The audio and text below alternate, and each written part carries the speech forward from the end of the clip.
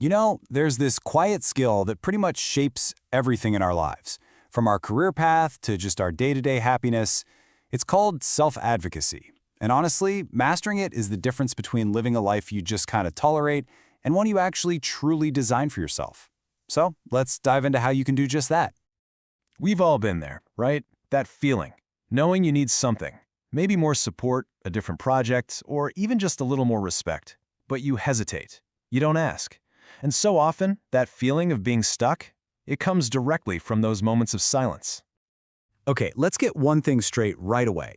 This is not about being loud or aggressive or banging your fist on the table. Self-advocacy is a strategic skill. It's really an art form built on clarity and confidence, and it's all about communicating what you need in a way that people can actually hear you. So what are the real-world stakes here? I mean, why does this matter so much? Well, this isn't some skill you just dust off once a year for a performance review. Nope, this is something that shapes your interactions and your outcomes every single day. And the results are so tangible. We're talking about faster career progression, earning more respect from your colleagues, and way less of that quiet resentment that just builds up when your needs get ignored. Ultimately, self-advocacy is what puts you back in the driver's seat of your own life. All right, so this brings us to the first, and I would argue the most important step of all. It's simple. You can't advocate for what you want until you're crystal clear on what that actually is. It all starts with finding your North Star. And it all kicks off with this deceptively simple question. Answering this honestly, really honestly, is the foundation for absolutely everything else that follows. It takes some real self-reflection. Now I get it. That's a huge question. So to make it a little less intimidating, let's just break it down. Think short term. What do you need right now, this month, to feel supported? Then zoom out a bit to the medium term. What would make the next year feel truly meaningful? And finally, the big one, long term. What kind of life are you actually trying to build here? Answering these creates your own personal roadmap. And here is why that clarity is so powerful. It becomes your anchor. When you're in a tough negotiation or just a difficult conversation and things get a little emotional, this North Star is what keeps you grounded. It keeps you focused on what really matters so you don't get sidetracked.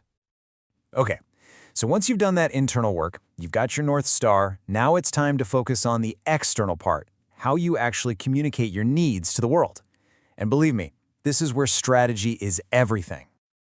You see, effective advocacy is so much more than just the words you use. It's all about timing and emotional intelligence. Before you even open your mouth, you gotta read the room. What's the mood? Who actually makes the decisions here?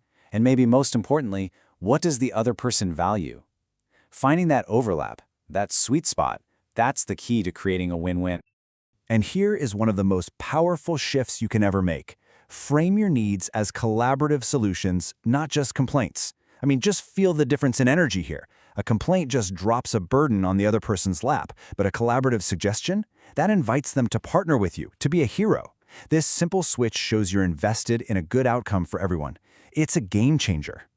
Sometimes advocating for yourself means saying no. And for a lot of us, that's the hardest part, right? But this simple 3-step formula makes it so much easier. First, acknowledge their request respectfully. Second, state your no clearly. And third, if you can, offer an alternative. It is respectful, it's firm, and it protects your energy without burning any bridges. Now, I know this can all feel a little daunting, but here's the secret. You don't have to start with the big, scary conversations. Think of self-advocacy like a muscle. You have to build it up over time with consistent, small practices. So many people think confidence is just this magical trait you're either born with or you're not. But that is just not true. It's not magic, it's evidence. Every single time you advocate for yourself, no matter how small, you are gathering evidence that you can trust yourself. And that evidence is the real foundation of lasting confidence. So where do you start? Right here. These are the perfect low-stakes practice runs. Seriously, ask for a different table at a restaurant if yours is wobbly. Ask that dumb question in a meeting to get clarity. These tiny little acts strengthen that self-advocacy muscle, and they make the bigger moments feel so much more manageable. And this one is for anyone out there who worries about being seen as difficult or demanding. We need to reframe that fear. Speaking up isn't creating conflict, it's engaging with transparency and honesty. And you know what? Most people actually respect that. It builds trust. So let's pull all these threads together now. Let's see how all of these little pieces connect to a much, much bigger idea: living a life that you are actively, consciously creating for yourself. And really, this is what it all boils down to. Every single time you speak up for yourself, you're sending a message, not just to the other person, but to yourself. You are literally teaching people how to treat you by showing them that your needs and that you matter.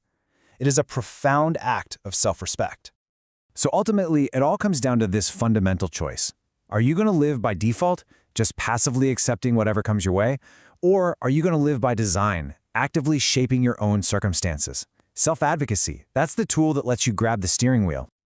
And that leaves us with one final thought. It's a question to sit with, to really reflect on, and then to act on.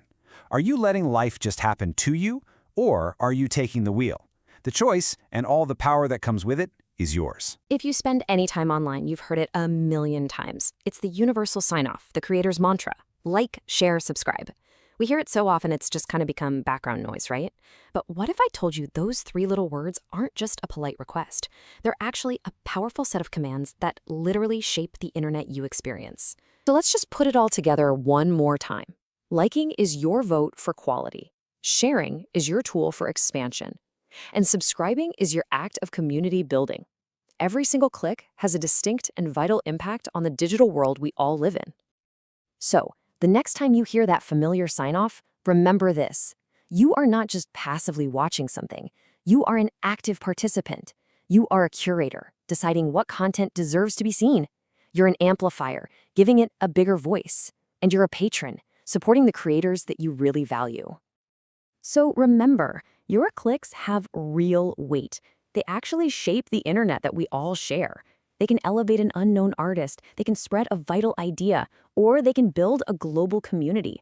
You hold that power in your hands. The only question left is, now that you know the code, how are you going to use it?